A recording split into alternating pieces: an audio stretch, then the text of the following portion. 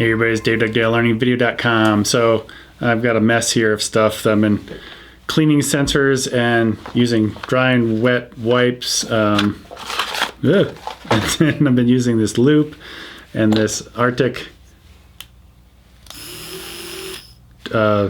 whatever.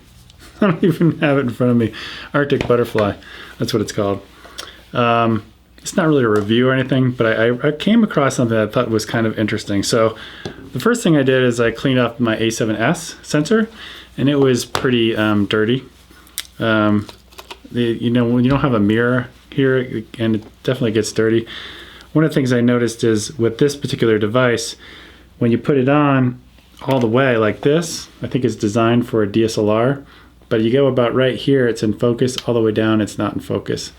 So this must be designed for something different. So anyway, this works pretty well, be able to see. This one has LED lights. This works pretty well too. You turn it on for about 5-10 seconds, what they say, and then you go in and then you lightly. Now here's the problem with this, as we spin it, these outer things get way off to the side. You can see there's some electrical charge. I don't know if you can see that right there, but it's pulling towards my finger. I'm not touching it, but it's pulling towards my finger. When you put it in there, those get wider than the actual sensor. So there's usually, I think, lubricants around the corners, and you don't want to get lubricants on that thing. I'm no expert here, but I guess I could cut those off, the ones that are fraying way out to the side. So this is very expensive. It does work. It does get some of that stuff off that the blower will not get off. So that's cool. So I'm kind of rambling at this point. So where I wanted to go with this whole video is when I went to the a7rii, I found something very interesting. So I did the blower, I did this, and then I went and tried a wet, one of these wet, it's a dry and wet pack, but basically it's pre-moistened.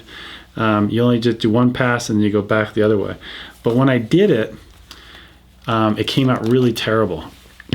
I went in and I looked at it, I was like, oh, there's all these like streaks all across it.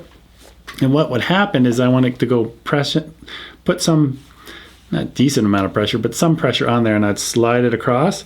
Well, what happened is it's IBIS, it's 5-axis image stabilization. The sensor moves. It's you know, it's going all over the place. So when you swipe across it, it kind of makes all these kind of marks across it. So I was like, ah, darn it. Then I tried to dry one. I went across and went back, and it didn't really help. And then I made a mistake. I was doing some stuff. I turned it on, turned it over, did another pass with a wet one, came back, and it was like, sensor's not moving. It didn't move like it did last time. That's kind of odd. And then I turned it over. It was like, oh, crap, I've got it turned on. I didn't even know I had done that. And then I looked in, I was like, wow, I did a really good job. So I don't know if that's a Sony recommended practice or anything, because when you have IBIS, that's just like a bunch of jello when you go to put your, here's one of my things, one of the swabs, it's in my trash can, but when you go to swipe across it, it's like jello, it's all over the place, so it's really hard to clean it well.